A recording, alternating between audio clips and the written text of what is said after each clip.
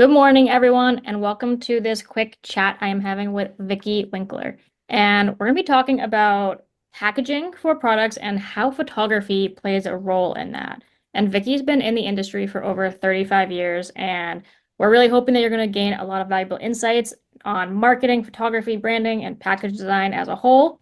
So, when it comes to your product and when it comes to photography, how do those things work together and why is it important? Yeah.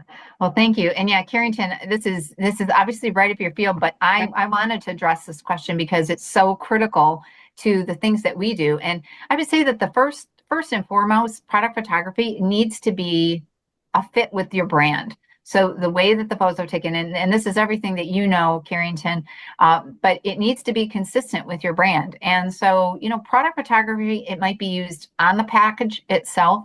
But more times than not, it's taking photographs of the product in the package, and sometimes out of the package to display on a website, at a trade show, on a retractable banner, on sales collateral, on marketing materials. And I've seen it far too many times where they've done everything right, except then they got to kind of that near the end of the process, and it's like, oh gosh, let's just DIY the product photography.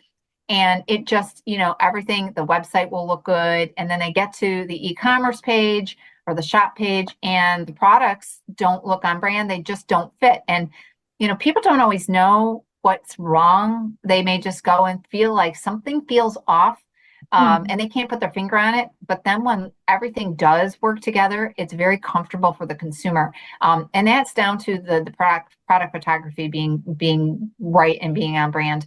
I'm sure that all of us have gone to Amazon pages where we've seen the product photoshopped into images, and then the difference though when you go to the page, you go to the product where the photography has been done right, and it increases how much you're going to spend, and the value that the consumer has for that particular item.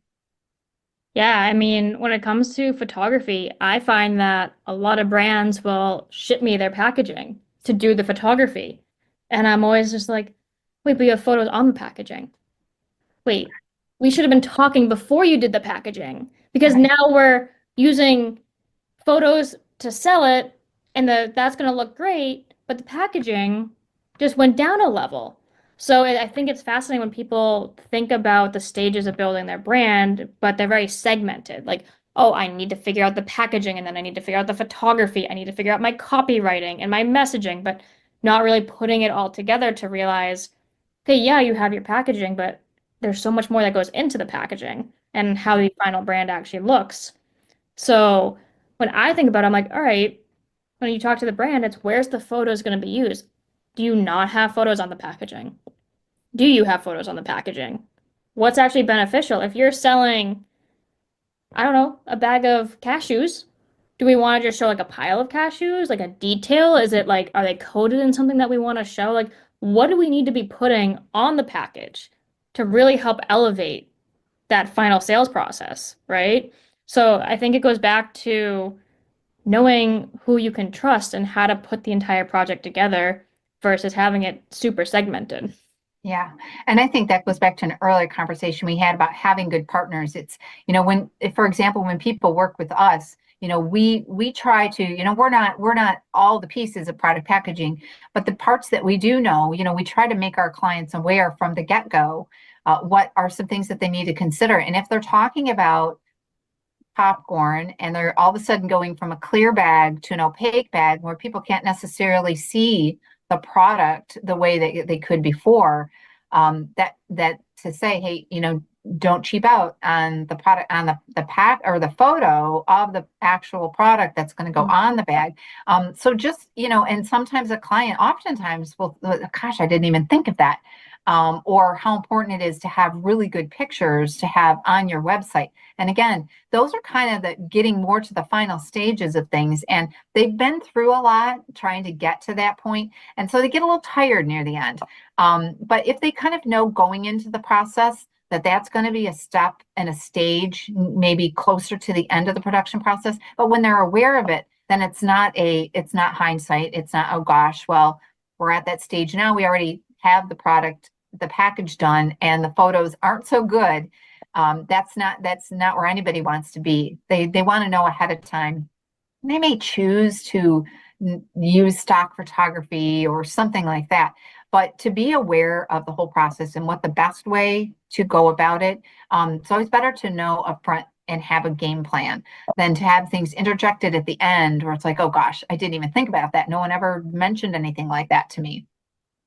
So at what stage when you're working with a client do you start bringing in the conversation of, okay, we need to start thinking about photography while we're going through this package design? Yeah. I mean, we start early on, when they come and I mean, the popcorn company as an example is that, did you realize now, and this was just at the point where they were talking about upgrading their packaging.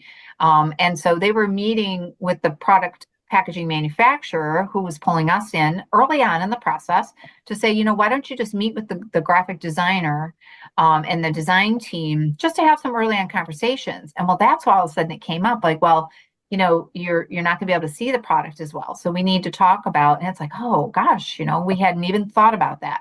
And so it's just a whole new thing. And then to say, okay, well, when you get all this new packaging and you have the actual pictures on the package, then we need to talk about you're selling it on the website, you're selling it on wholesale sheets, that how we need to make sure that we get good product photography. So as early on as you can, because at that point we were just talking about the actual what the new pouch was going to be like. And but that was the time to at least get their expectations. Now it didn't come into play until later, but it was part of the timeline. It's like we need to stop. We need to make sure we get good product photography. Then the design team, which is my team, then we can be brought in. And there is nothing as comforting and refreshing is to work with a product photographer like you, Carrington, and you get the pictures and you're like, "Ah, they're all great. They're all high resolution. They're all clear. They show just what we need them to be." And that reduces the design time for the client as well. When we get for photography and we have to retouch it and we have to try to make it all look consistent and the lighting be right, it takes us a lot more time than to get like those perfect product photographs are so much easier to work with for us. Definitely. And I feel like I also noticed that a lot of brands they're very open to investing in amazing packaging. And then they don't always want to invest on the photography side, but then they're selling e-commerce. And it's an interesting conversation to be had to say, all right, you just made this gorgeous packaging and you want it to go into the consumer's hand, but the photos don't look as pristine. Right. Then you've got like this disconnect and you're like, all right, but they actually have to connect to get the customer to buy. Like you design the packaging for the customer to love it, but Right. it doesn't look good. Why are they going to buy it? Yeah. Or if their expectations, because the product photography that they used was not representative of the product, because of the angle, because of the lighting, it looked darker, lighter, smaller, softer, whatever it might Yep. be. And then the consumer gets it and is like, this isn't what I expected it to be. Oh yeah, And so that's a huge part too, because at that stage, all of a sudden it gets really expensive yep, to try to win back that customer and also to replace the product and all the other things. So there's a lot of hidden costs to not having good product photography. definitely. I actually went through that recently for a photo shoot. We needed, as one of the props, we were putting ice cream cones, and I bought a bunch of ice cream cones. Well, they came in like this big. They were mini, like beyond mini. I'm not joking. They were this big, and I unboxed them, and I'm like, this does not work. I'm like, why? I don't understand the use of this ice cream cone, and it's not what I thought I was buying, and I don't know what to do with it now. And I ended up sending a photo of this to my client, and I'm like, I need to go to the store. Right. Right. And we Yeah. just laughed about it because I was like, that is not what I expected at all when I opened the box. Yeah. Yeah. That's a perfect example. Yeah. Mhm. Well, if anybody wants to get in touch with you and learn how to implement better design and how to get everything figured out properly, what is a good way for them to contact you? You can go to our website, which would be www.tms.marketing, and go to the contact us page. You can set up a free brainstorming session with me, or you can send me a text or call 248-330-8787. Awesome. Thank you so much, Vicky. Thank you, Carrington.